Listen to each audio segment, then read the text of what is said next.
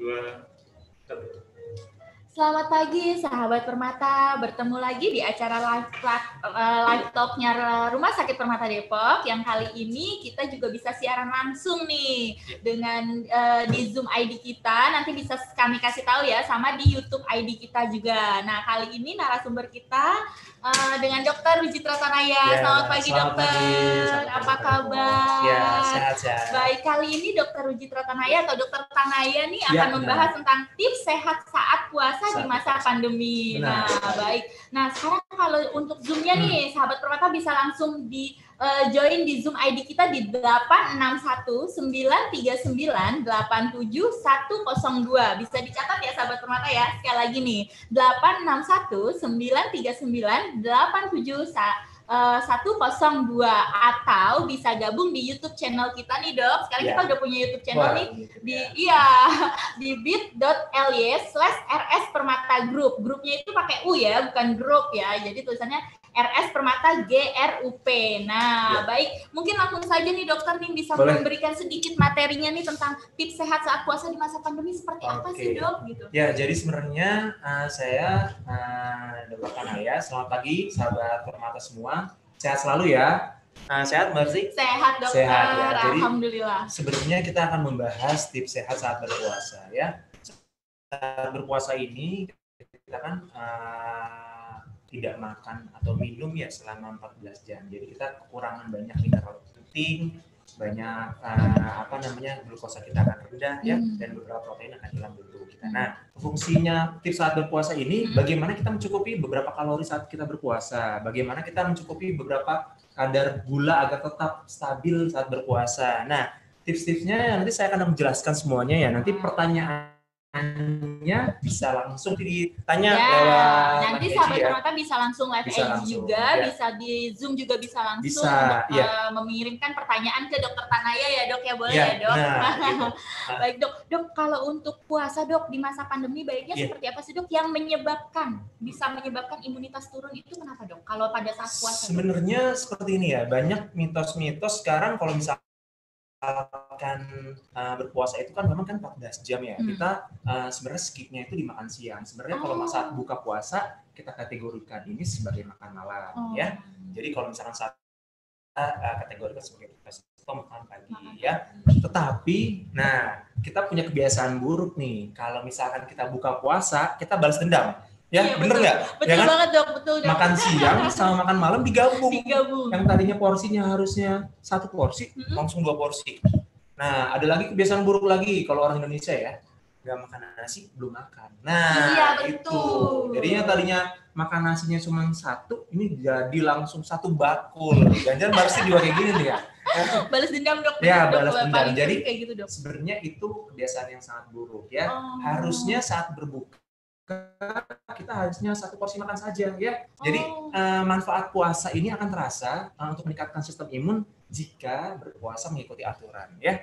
Jadi kalau misalkan kita mengikuti aturan, porsinya sesuai, karbohidrat yang akan digunakan nanti akan saya jelaskan, itu akan meningkatkan sistem imun kita karena akan meningkatkan antioksidan yang sifatnya meningkatkan sistem imun, mencegah kita dari sel-sel kanker ya, terus menurunkan resistensi insulin yang akan mencegah terjadinya diabetes, faktor risiko diabetes ya.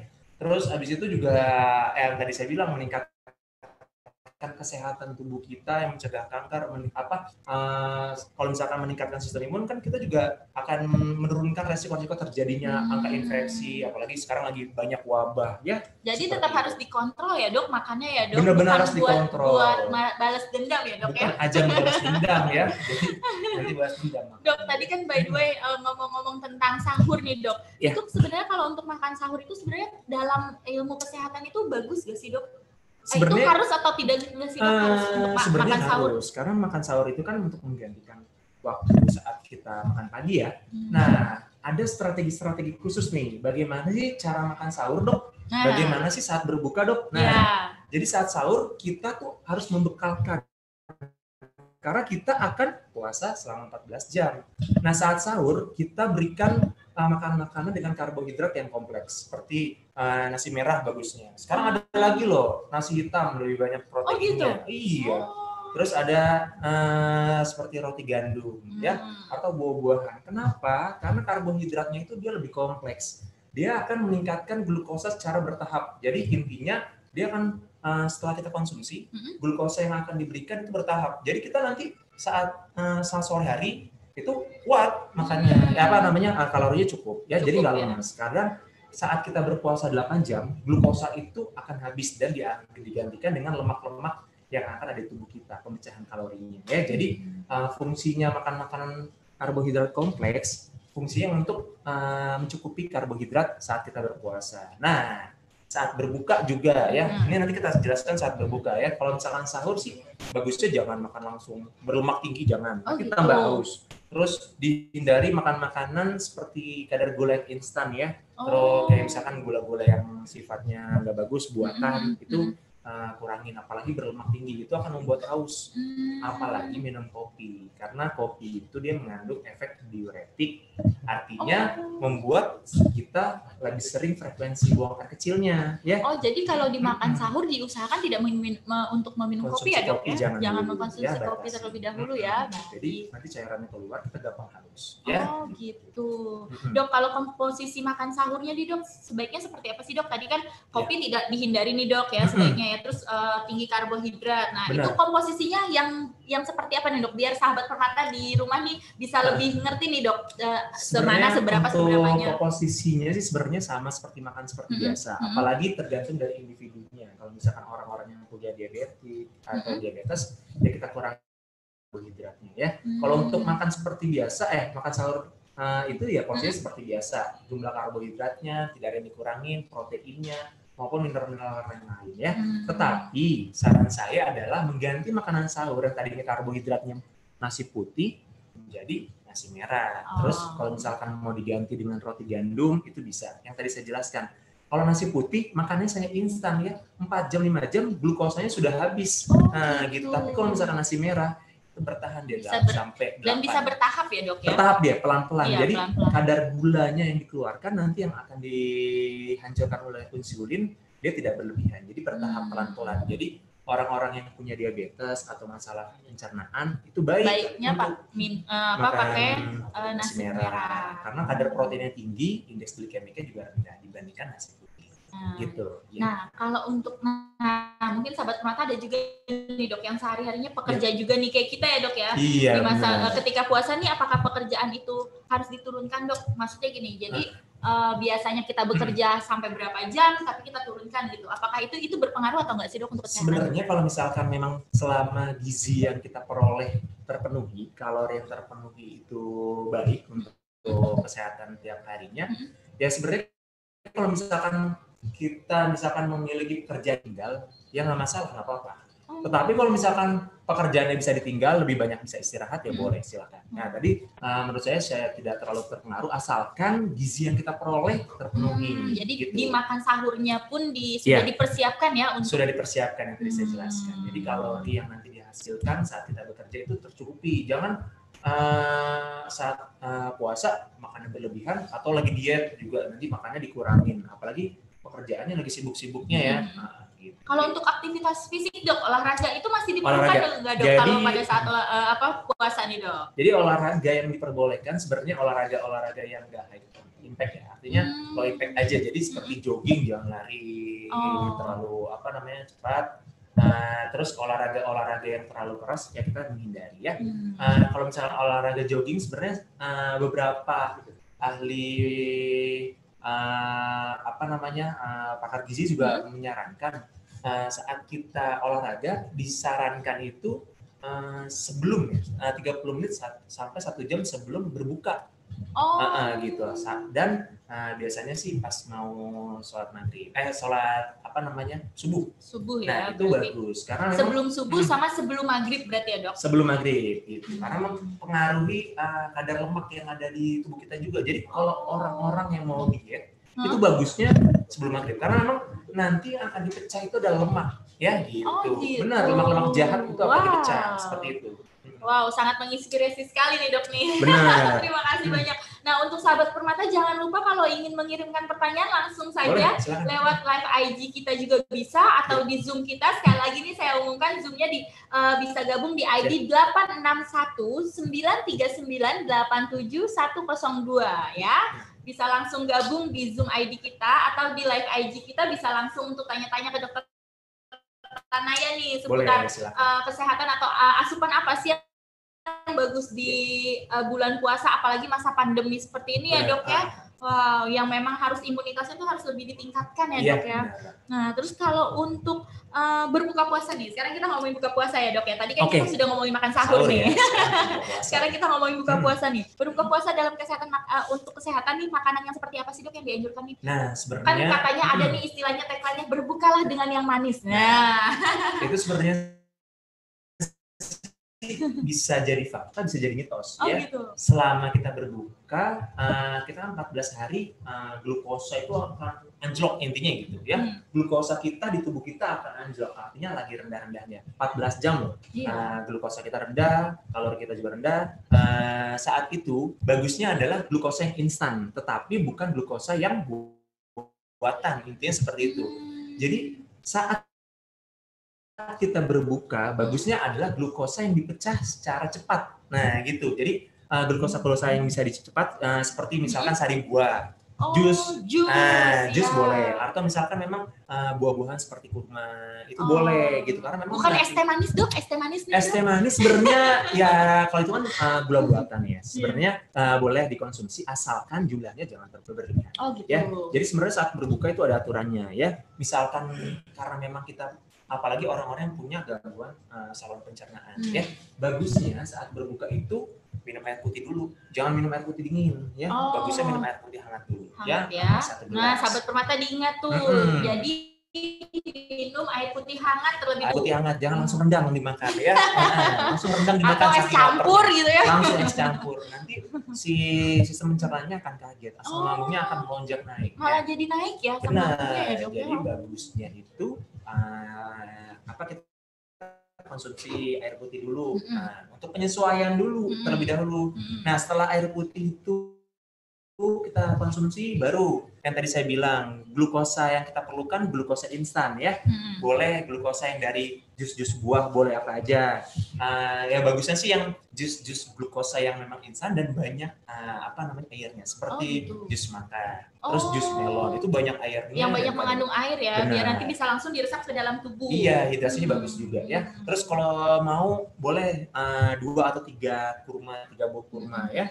Setelah itu sholat maghrib dulu ya. Setelah sholat maghrib baru makan makan porsi seperti biasa. Nah, salahnya biasanya ya orang-orang Indonesia nih setelah sholat taraweh nih makan lagi. Iya, betul. Jadi porsinya 3 juga. Jadi orang-orang yang niatnya menurunkan berat badan ya sama aja bohong ya. Apalagi kalau misalkan habis sholat taraweh makan tidur, wah kolesterolnya langsung gitu ya. Meningkat drastis ya. Apalagi kalau bulan puasa kan cocoknya kan dengan makanan yang tinggi santan. Rendang, gorengan ya. Dok. Gorengan benar banget. Gorengan itu Dok, aduh. Kolesterolnya tinggi, karsinogeniknya tinggi, menyebabkan zat-zat kanker. Tapi boleh nggak sih Dok makan gorengan? Sebenarnya kalau makan gorengan ya sebenarnya pada saat buka puasa. Kalau saat buka puasa sih saya lebih baik menghindari karena ingat tuh sahabat benar, karena kerugian yang dihasilkan lebih banyak dibandingkan keuntungannya. Gitu. Gitu. Jadi baiknya dihindari ya sahabat Permata. Mungkin boleh tapi sesekali kali. Sesekali aja boleh ya gitu. Dok, ada pertanyaan nih Dok dari sahabat Permata nih. Kalau ada sakit mah tipsnya bagaimana Dok? Kalau sakit mah ya, jadi kita sebutnya dengan GERD. Dari mulai makan sahurnya sampai dengan berbuka puasanya, tipsnya seperti apa Dok? Nah, jadi sebenarnya malah berpuasa ini memiliki manfaat untuk menyesuaikan asam lambung agar lebih optimal sebenarnya. Tetapi bagi orang-orang yang punya gastritis kronis ini memang kadang 10 hari pertama ini penyesuaiannya memang agak berat ya. Jadi 10 hari pertama ini saat kita berpuasa atau 7 atau sampai 10 hari ini lambung itu menyesuaikan yang tadinya kita makan normal 3 kali sehari dijadikan 2 kali sehari dan berpuasa. Otomatis asam lambung jadi berlebihan ya. Jadi saran saya adalah kita ikutin aturan yang benar-benar sehat yang tadi saya jelaskan. Kalau misalkan saat buka, apalagi orang-orang yang punya sensitif terhadap asam lambung, jangan bukanya langsung dengan makanan-makanan terlalu berat. Jadi asam lambung itu harus menyesuaikan. Air putih dulu, makanan-makanan kecil dulu, baru makan makanan berat ya. Jadi agar si asam lambung itu yang dikeluarkan akan bertahap. Jadi jangan langsung minum walaupun air putih langsung diajar makan makanan berat, langsung makan makanan porsi kuat. Jadi asam lambung akan melonjak drastis. Sama si orang-orang yang punya diabetes juga kadar gula juga akan berlebihan. Oh gitu. Hampir sama. Jadi sebenarnya bertahap aja ya. Untuk minum obatnya bagaimana, Dok? Nah, jadi kalau misalkan orang-orang yang memiliki asam lambung, jadi kalau misalkan sampai mual muntah hebat, baru kita sarankan jangan berpuasa dulu ya. Kita konsumsi obat-obatan. Tapi kalau misalkan memang Dok, boleh nggak sih saya mengkonsumsi obat-obatan asam lambung? Boleh-boleh aja ya. Selama menunggu sampai penyesuaian si asam lambung ya. Jadi diminumnya kalau misalkan dosisnya 2 kali sehari, saat berbuka dan saat setelah sahur. Kalau misalkan emang sebelum makan ya sebelum sahur ya. Kalau 3 kali biasanya sih diminum setelah buka puasa jam 10 atau jam 11 malam dan setelah sahur. Oh gitu. Nah diingat tuh ya sahabat permata kalau untuk yang masih mengkonsumsi obat yang 1 kali 3 atau 2 kali sehari ya, itu bisa jadi sebelum sahur ya, pada saat sahur, pada saat berbuka. Benar. Kalau untuk 3 kali sehari di malam harinya juga. Di malam harinya. Minum ya Dok ya. Baik. Dokter terus untuk makanan berat nih Dok, tadi kan dokter bilang langsung makan makanan berat nih. Apakah makanan berat itu bisa ditunda dulu pada saat buka puasanya gitu. Ditundanya itu berapa lama Dok sebaiknya Dok? Sebenarnya sih nggak ditunda terlalu lama ya. Jadi kan karena memang kita tubuh juga butuh kalori dan butuh banyak protein atau ion tubuh kita. Ya jadi sebenarnya ditundanya ya setelah sholat maghrib aja. Oh gitu. Ya sholat maghrib kan langsung. Biasanya sih paling lama juga kan cuma waktu 1 jam ya. Paling lama juga 1 jam. Biasanya 30 menit kita tadi penyesuaian tubuh kita dulu, minum air putih, makan kurma dulu atau misalkan boleh dikonsumsi jus-jus.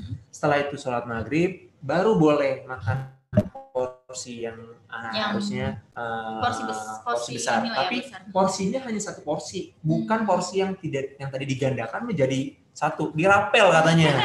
Ya benar, katanya dirapel. Jadi tadinya Dok saya kan tadi kalorinya kurang, enggak seperti itu. Jadi saat berpuasa kalau misalkan kita restriksi kalori, artinya memang makanan porsinya kita kurangin, itu manfaatnya akan terasa ya gitu. Tapi kalau misalkan porsinya tetap sesuai, sama aja bohong ya gitu. Dok, ada lagi nih pertanyaan dari sahabat permata nih. Sebenarnya tadi kita udah bahas nih Dok, tapi mungkin bisa diperjelas lagi ya Dok ya. Awal buka puasa bagusnya teh manis, anget, atau air putih biasa. Nah, tadi kan sudah dikasih tahu nih sama Dokter Tanaya nih, tapi mungkin Dokter Tanaya bisa langsung menjelaskan kembali ke sahabat permata yang ada di rumah ini.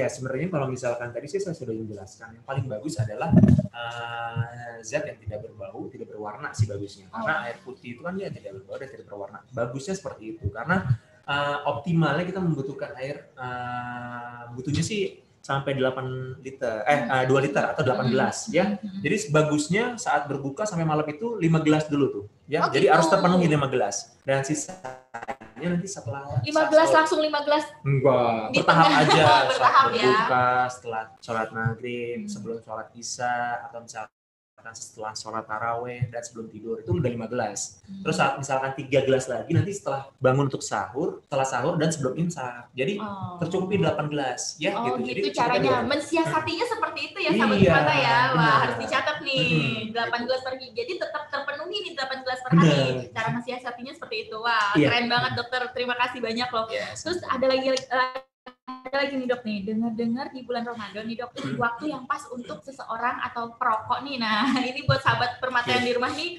katanya berlatih untuk berhenti merokok. Itu benar nggak sih Dok? Sebenarnya sih memang nggak perlu puasa pun juga harus dikurangin rokoknya ya. Jadi kalau misalkan memang ini ajang untuk berhenti merokok ya sebenarnya bagus-bagus aja. Tetapi jangan patokannya saat bulan puasa aja ya. Saat bulan puasa berhenti merokok, iya. Pas setelah bulan puasa lanjut lagi. Jadi sebenarnya saat kita berpuasa ya kita menurunkan kadar nikotin dulu. Jadi kalau misalkan setelah bagusnya perlahan-lahan, kalau misalkan setelah bulan Ramadan kalau bisa sih udah berhenti merokok seperti itu. Gitu. Jadi diingat ya sahabat Purmata yang di rumah ya. Jadi memang salah satunya memang buat berlatih juga bisa ya dok ya. Buat berlatih. Menahan untuk tidak merokok ya di bulan puasa ya. Baik dok. Kalau untuk pasien-pasien nih dok yang harus minum obat tadi kan sudah dikasih tahu ya untuk seperti apa nih dok. Tapi kalau misalnya obatnya melalui infus gitu harus diinjeksi itu gimana dok? Sebenarnya kalau misalnya obat-obatan pasien diabetes itu kan ada yang harus disuntikan gitu ya dok jadi ya? Kalau untuk obat-obatan dalam Islam ya, selama dia fungsinya untuk mengobati itu halal. Tetapi untuk pemberian nutrisi seperti pemberian cairan infus, pemberian saya mau injeksi vitamin C biar segeran saat puasa, ya itu sama aja haram, sama aja batal ya, jangan. Jadi untuk fungsi untuk mengobati itu dihalalkan, boleh. Jadi apalagi orang-orang yang punya asam lambung kronis ya. Ingat juga tadi saya lupa menjelaskan, orang-orang yang punya asam lambung kronis kita sebut dengan alarm simptom. Alarm simptom itu ada mual muntah hebat ya, mual muntahnya sampai berat banget, apalagi kondisi lagi hamil ya, mau trimester 1, 2, 3 itu tidak disarankan ya. Terus habis itu orang yang memiliki muntahnya sampai berwarna hitam, artinya sudah ada pendarahan saluran cerna. Kenapa berwarna hitam? Karena si pendarahan saluran cerna itu sudah bercampur dengan asam lambung, makanya berwarna hitam. Apalagi buang air besar berwarna hitam. Biasanya ada pendarahan saluran cerna. Kita tidak menyarankan untuk berpuasa karena takutnya akan memperparah. Jika nanti keluhannya sudah berkurang, boleh dilanjutkan berpuasa. Gitu. Iya gitu. Jadi untuk obat-obatan seperti obat-obatan diabetes disuntikan itu boleh saja, boleh. Tetapi yang tadi saya jelaskan, kalau misalkan suntik vitamin C dosis tinggi untuk segera stamina atau misalnya obat-obatan yang meningkatkan stamina biar nanti nggak lapar nggak haus itu diharapkan dan akan membatalkan puasa. Gitu dok. Di ilmu kesehatannya pun juga tidak boleh ya dok ya, berarti ya. Boleh. Baik. Wow, ini sangat bermanfaat sekali nih ya informasi dari Dokter Tanaya ya. Baik, untuk sahabat Purmata yang masih mau bertanya boleh bisa langsung di live IG kita, jangan lupa, atau bisa langsung ke DM kita nih, direct message kita, atau lewat Zoom kita juga nih. Baik dokter, mungkin sambil menunggu sahabat Purmata ada pertanyaan lagi, dokter mungkin bisa kasih tips nih dari atau rangkuman nih dari pembahasan kita hari ini nih, sebaiknya seperti apa sih dok untuk nasihat untuk sahabat Purmata yang ada di rumah dalam masa pandemi ini tapi menghadapi bulan Ramadan juga? Nah, jadi sebenarnya ya kita akan membahas yang tadi yang kurang-kurang aja ya. Jadi kalau misalnya seperti olahraga tadi diperbolehkan aja sebelum buka dan misalkan sebelum sholat subuh boleh. Tapi orang-orang yang punya olahraga aktif ya, kayak misalkan dok saya atlet, saya misalkan memang suka bela diri, saya suka main futsal atau saya suka olahraga yang aktif, boleh saja, tapi setelah buka bagusnya ya. Gitu. Setelah berbuka, karena memang kalau misalnya saat berbuka kan kalorinya sekitar tercukupi saat berbuka puasa. Jadi boleh saja saat berbuka, tetapi banyaknya cairan itu harus lebih banyak juga ya dibandingkan orang-orang yang tidak olahraga aktif ya. Terus yang kedua, tadi konsumsinya memang harus tercukupi, yang tadi aturan-aturan seperti yang tadi sudah saya jelaskan. Konsumsi air putih terlebih dahulu, terus boleh konsumsi jus buah dulu karena mencukupi glukosa instan ya. Terus habis itu boleh makan buah kurma. Buah kurma pun juga ada jenisnya. Gitu. Jadi ada kurma yang kering, ada kurma yang basah. Nah, kurma yang basah itu dia kandungan glukosanya lebih tinggi. Nah, jadi kalau sahabat-sahabat Purmata yang belum tahu nih, glukosa itu ada beberapa jenis ya, ada glukosa, ada fruktosa, ada sukrosa. Nah, glukosa ini yang jahat sebenarnya. Dia akan meningkatkan si kerja insulin, sedangkan sukrosa dan fruktosa ini hanya meningkatkan si kadar glukosa untuk masuk ke dalam sel. Jadi glukosa yang tinggi ini yang kita hindari. Jadi glukosa tinggi ini biasanya ada pada seperti pemanis-pemanis buatan, cemilan-cemilan. Nah, kadar kurma yang basah ini dia kadar glukosanya lebih tinggi gitu. Menyarankan orang-orang yang mau berbuka, apalagi yang menurunkan berat badan dan memiliki komorbid ya, apalagi kayak misalkan punya diabetes, saran jangan buah kurma yang basah. Buah kurmanya yang kering ya gitu. Jadi makannya 3 atau 4 butir cukup, jangan terlalu berlebihan ya. Terus habis itu boleh setelah itu sholat dulu, habis itu baru buka makannya dengan porsi seperti biasa, tidak digandakan, tidak balas dendam ya. Jadi makannya porsinya seperti biasa. Setelah itu setelah sholat taraweh baru istirahat, jangan makan lagi. Jadi percuma. Jadi fungsi puasa ini adalah restriksi dari kalori. Fungsinya adalah menurunkan si berat badan, jadi menurunkan kadar kolesterol yang masuk, menurunkan kadar indeks glikemik. Jadi orang-orang yang punya diabetes itu bagus banget, apalagi orang-orang yang masih sehat, dia menghindari terjadinya diabetes, penyakit jantung koroner, karena akan menurunkan si kadar kolesterol ya. Jika si puasanya dilakukan secara teratur ya, seperti itu. Dan puasa pun juga meningkatkan antioksidan. Fungsinya antioksidan itu membuang racun-racun, detoksifikasi ya, membuang racun-racun, dan antioksidan ini mencegah sel-sel kanker. Jadi bagus banget orang-orang yang masih sehat, masih aktif ya, seperti itu. Berarti memang sebenarnya intinya puasa itu menyehatkan ya dok ya, bukan iya, bukan untuk menurunkan imun, apalagi misalnya aktivitas jadi berkurang gitu ya dok itu ya. Mitos aja, karena memang ini sudah dibuktikan dari beberapa penelitian kesehatan dan di ilmu kedokteran seperti itu.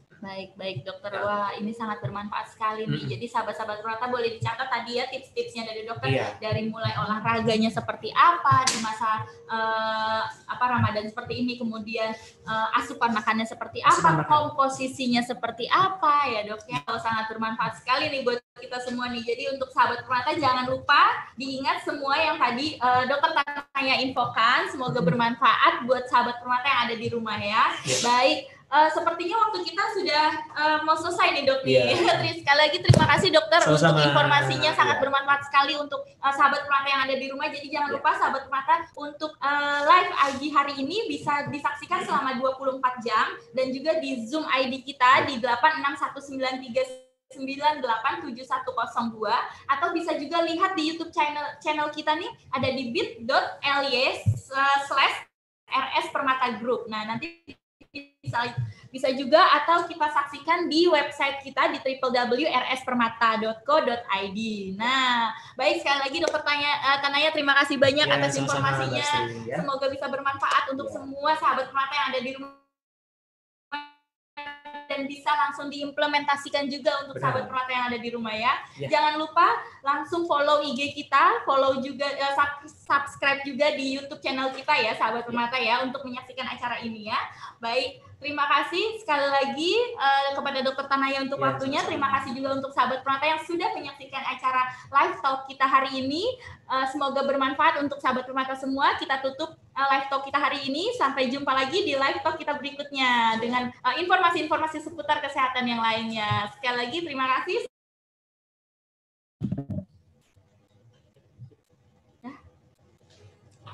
Setengah jam kan? Bapak kok nggak kasih itu sih Pak? Biasanya 10 menit lagi gitu. Iya Bapak.